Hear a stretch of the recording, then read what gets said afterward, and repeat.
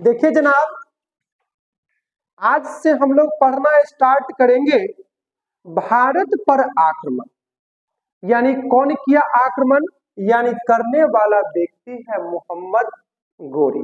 अब देखिए, मोहम्मद गोरी और महमूद गजनबी मिलता जुलता नाम है। यानी एक के आक्रमण करने और दूसरे का आक्रमण करने का खेदुआ उद्देश्य अलग था। बात समझ रहा है? यानी दोनों में उद्देश्य क्या था, अलग अलग। यानी इसका आक्रमण करने का मात्र एक उद्देश्य था, इस्लाम धर्म का स्थापना करना। किसका? मोहम्मद गोरी का। और गजनबी का था भैया जी पैसा कौड़ी लूटना, यानी अपने देश की आर्थिक स्थिति को क्या करना, मजबूत करना। देखिए, दोनों का अगर डिफरेंस देखते हैं तो पता चलता है कि गोरी में और गजनबी में आक्रमण करने का जो अंतर है करीबन करीबन 148 वर्ष। कोई मजाक ना है भाई साहब। यानी 148 वर्ष के बाद कोई हिंदुस्तान का रुख किया और कोई अपनों से दूर हुआ अपने सपनों के खातिर, और जो दूर हुआ उसका नाम क्या था, मोहम्मद गोरी। देखिए, इसका स्ट्रगल यानी संघर्ष भरा जीवन है। किसका? मोहम्मद गौरी का। और मार्ग में बहुत सारे बाधाएं आए, लेकिन बाधाओं से डरा नहीं और न डरने के कारण ही हिंदुस्तान का रुख किया और इस्लाम का क्या कर दिया, स्थापना कर दिया। अब देखो बउआ, थोड़ा सा आगे चलेंगे तो पता क्या चलेगा कि हिंदुस्तान का रुख किया मोहम्मद गोरी। और कहता है 1175 में पहली बार, गाना सुना है ना, देखा है पहली बार नहीं तो पहली बार किसको देखा, यानी मुल्तान को देखा। अब मुल्तान को हम अगर देखते हैं अपनी आंखों से तो पता चलता है ये पड़ता है पाकिस्तान में, और पाकिस्तान में एक प्रांत है जिसका नाम है पंजाब। यानी हिंदुस्तान में बुआ भी पंजाब और पाकिस्तान में भी है पंजाब, और उसी प्रांत में यानी पंजाब प्रांत में एक शहर था जिसका नाम था मुल्तान। कथी रे बुआ? मुल्तान। अब मुल्तान को ठंडा करने के लिए कूद पड़ा, और कूदने वाला जो व्यक्ति था उसका नाम था मोहम्मद गोरी। अब कहता क्या है कि मुल्तान में शिया मत को मानने वाला करामात शासक हुआ करता था। यानी यहाँ पर शिया मत को मानता था। सब लोगों को पता है कि इस्लाम कितना भाग में, दो भाग में, एक शिया मुसलमान और दूसरा का सुन्नी मुसलमान। बुआ खेदू देखो इधर। अब देखिए, अब कहता है क्या कि शिया मत को मानने वाला जो मुसलमान था, कहां पर? मुल्तान में। और यहाँ का शासक था उसका नाम है करामात। अब देखिए, थोड़ा आगे बढ़ते हैं बउआ तो पता क्या चलता है कि पहली जब सफलता मिली मोहम्मद गोरी को, एकदम पूरा का पूरा एनर्जेटिक फील करने लगा करने वाला मोहम्मद गोरी। अब देखिए, थोड़ा सा आगे बढ़ते हैं, अगर आप लोगों का इजाजत हो थोड़ा सा मिटा दें। अब देखिए, थोड़ा सा आगे बढ़ेंगे तो पता क्या चलता है कि मोहम्मद गोरी 1178 में, कहिए रे बउआ, 1178 में भारत पर आक्रमण किया। कब किया? 1178 में। और जगह का नाम है गुजरात। यानी कैसे गुजरलक रात, यानी एकरा पर आक्रमण किया। कौन किया होगा? मोहम्मद गोरी। और कहता क्या है कि यहाँ का शासक जो था भीम, नाम क्या था बुआ रे? यानी गुजरात पर आक्रमण किया। कौन किया? 1178 ईस्वी में। और कहता क्या है कि भीम द्वितीय शासक हुआ करता था। कहाँ का? गुजरात का। यहाँ पर एक वंश है सोलंकी वंश, सोलंकी वंश के शासक है भीम द्वितीय, और वहीं पर एक पर्वत है जिसका नाम है आबू पर्वत। अब कहता है कि आबू पर्वत के समीप दोनों का एकदम भिड़ंत हुआ, और इस भिड़ंत में भीम द्वितीय इतना पटक पटक के मारा, इतना पटक पटक के मारा कि बेचारा यहाँ से जान प्राण लेकर के भाग गया। कौन? मोहम्मद गोरी, और चल गया कहां पर? अपने देश। लेकिन ये हार माना नहीं। कौन नहीं माना? मोहम्मद गोरी। अब देखिए आगे जब पढ़ेंगे तो पता चलता है क्या कि एक हिंदुस्तान के शासक हैं जिसका नाम है पृथ्वीराज चौहान। नाम कहते रे बुआ? पृथ्वीराज चौहान। ये भी इनको एक बार नहीं मोहम्मद गोरी को बल्कि 17 बार हरा दिया। कोई मजाक नहीं है जनाब। 17 बार हराया, और 17 बार हारने के बावजूद भी भारत को अपना बनाने का सपना छोड़ा नहीं। कौन ना छोड़ा इधर बुआ? मोहम्मद गोरी। अब देखिए कहता क्या है कि 1191 में हम लोग एंट्री करेंगे। एंट्री जब करेंगे तो पता चलता क्या है कि 1191 में तराइन का पहला युद्ध हुआ, और तराइन का पहला जब युद्ध हुआ तो ये दो लोगों के बीच में हमेशा युद्ध होती है। एक का नाम था पृथ्वीराज चौहान और दूसरा का नाम था मोहम्मद गोरी। अब देखिए मोहम्मद गोरी और पृथ्वीराज चौहान के बीच में तराइन का पहला युद्ध हुआ, और इस युद्ध में मोहम्मद गोरी फिर से क्या हो गया? हार गया।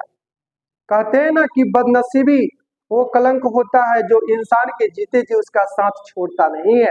यही बदनसीबी का मोहर चिपक गया था किस पर? मोहम्मद गोरी पर।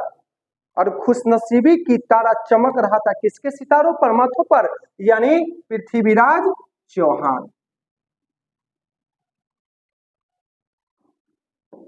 अब देखिए पृथ्वीराज चौहान जो थे ना, ये महान शासकों में से इनका गिनती किया जाता था, और पृथ्वीराज चौहान पहलक्का युद्ध में तो क्या कर दिए? इनको हरा भी दिए तराइन की युद्ध में। लेकिन दूसरी बार देखिए पलड़ा पलट गया, समय बदला, सब कुछ बदल गया, नजारा बदल गया, नजरिया बदल गया, और बदल गया किसका? तकदीर। और किसका बदल गया? तस्वीर बदल गया मोहम्मद गोरी का। यानी तकदीर खराब हो गई, तस्वीर बदल गई, और तस्वीर एक नया चेहरा हिंदुस्तान में आ गया, उसका नाम था मोहम्मद गोरी। यानी ठीक 1 साल के बाद तराइन का दूसरा युद्ध हुआ पृथ्वीराज चौहान और मोहम्मद गोरी के बीच में। अब क्या हो गया रे बउआ? पृथ्वीराज चौहान बेचारे हार गए, और हारने के उपरांत मोहम्मद गोरी के हाथों क्या हो गए? यानी बंदी बना लिया गया, और बंदी बना करके अपने देश इसको क्या किया? लेकर के चला गया। अब देखिए सपना पूरा हो गया किसका? मोहम्मद गोरी का। देखिए इससे सबक मिलती है, कहावत है ना कि सबक जिंदगी ने हमें सिखाया है, हर अपनों ने मुझे रुलाया है, और कोई अपना अपना नहीं होता, ये भी मुझे कोई अपनों ने बताया है। तो अगर किसी दूसरे पर भरोसा करता मोहम्मद गोरी तो कभी हिंदुस्तान को जीत नहीं पाता। हिंदुस्तान को जीता, और जीता ही नहीं बल्कि 1193 में दिल्ली को इसने क्या कर लिया? अपनी राजधानी भी बना लिया, और भारत में तुर्क राज्य की स्थापना भी किया। किसने किया होगा? मोहम्मद गोरी ने। अब देखिए आगे की ओर बढ़ते हैं तो ऐसा कहा जाता है कि ठीक 2 साल के बाद 1192 के बाद 1194 में जब हम प्रवेश करते हैं तो पता चलता क्या है? एक जयचंद नाम का शासक है, और दोनों के बीच में यानी मोहम्मद गोरी और साथ में जयचंद, जयचंद के बीच में क्या हुआ? युद्ध हुआ, और इस युद्ध में यानी चंदावड़ के युद्ध में 1194 में मोहम्मद गोरी ने क्या कर दिया? यानी जयचंद को हरा दिया। देखिए इतिहास में भैया एक कहानी है। कहानी क्या है कि ऐसा कहा जाता है कि पृथ्वीराज चौहान को, ध्यान से सुना रे बुआ, पृथ्वीराज चौहान को जयचंद की बेटी संयोगिता से मोहब्बत हो गया था। किससे किसको हो गया, यानी पृथ्वीराज चौहान को जयचंद की बेटी, अब बेटी का नाम है संयोगिता। देखिए प्यार मोहब्बत का सिलसिला ये सदियों से चलता आ रहा है और चलता ही रहेगा, चाहे जमाने में हम रहे या फिर न रहे, इससे मतलब नहीं है। अब प्रेम हो गया, और जब प्रेम हो गया ना, तो इसी बीच में क्या हो गया, भरी स्वयंवर से पृथ्वीराज चौहान ने संयोगिता को क्या कर लिया, उठा लिया, और उठा करके घोड़ा पर सवार होकर के चल दिया, और इससे एक विवाह किया। विवाह का नाम था गंधर्व विवाह। देखिए गंधर्व विवाह मतलब होता क्या है कि जो लड़का शादी लड़की से कर रहा है, तो वह लड़की या लड़का न ही उसकी जात का हो, न ही उसके वर्ण से संबंधित हो, बल्कि मन से मन मिल गया, उसके बाद दोनों आपस में क्या कर लिया, शादी कर लिया। उसी को इतिहास में कहते हैं गंधर्व विवाह। बस सुना रे, आजकल भागा भूगोल वाला 16 साल में हो जाता है, उस साल वाला ऐसा नहीं था। आदमी समझदार होता था, परखता था, उसके बाद ही कुछ करता था। एक छोटा सा कहावत है ना कि जिन दुनिया जिसे कहती है जादू का खिलौना है, दुनिया जिसे कहती है वो जादू का खिलौना है, जो मिल गया सो मिट्टी है और जो ना मिला वो सोना है। इंसान की देखिएगा गजब की फितरत है, जो चीज मिलता है उसकी कदर नहीं करता है, और जो चीज नहीं मिलता है उसके पीछे भागते रहता है। इसलिए इंसान क्या करता है, यानी बेहतर के चक्कर में बेहतरीन को हमेशा खो दिया करता है। इसलिए जो भी कुछ मिला है उसको संभाल करके रखिए, वरना एक समय के बाद वो भी क्या हो जाएगा, खत्म हो जाएगा। अब देखिए, अब संयोगिता के चक्कर में पड़ गए थे पृथ्वीराज चौहान, इस कारण से जयचंद क्या हो गए थे, यानी जानी दुश्मन बन गया। किसका, पृथ्वीराज चौहान का। और मोहम्मद गोरी का क्या कर दिया, यानी सपोर्ट कर दिया, सपोर्ट किया। लेकिन अंतिम में जाकर के जयचंद क्या हो गया, 1194 में खुद किससे हार गया, यानी मोहम्मद गोरी से हार गया। और हारने के उपरांत इस तरह से क्या हो गया, हिंदुस्तान में इस्लामों का क्या हो गया, बोलबाला हो गया। इस्लाम धर्म का बहुत जोर शोर से क्या हो गया, यानी इसका डेवलपमेंट होने लगा। हिंदुस्तान की बादशाहत इस्लाम के हाथों में चला गया। और ऐसा कहा जाता है क्या भाई, कि मोहम्मद गोरी को अपना एक भी अपना संतान, यानी एक भी अपना इसको संतान नहीं था। और जब भी लोग इनसे पूछते थे कि आपका उत्तराधिकारी कौन होगा, तो हमेशा मुस्कुरा कर के बोलते थे जनाब कि हर सुल्तान के 2-4 बेटे हुआ करते थे, लेकिन मेरे हजारों गुलाम सुल्तान ही हमारे पुत्र हैं।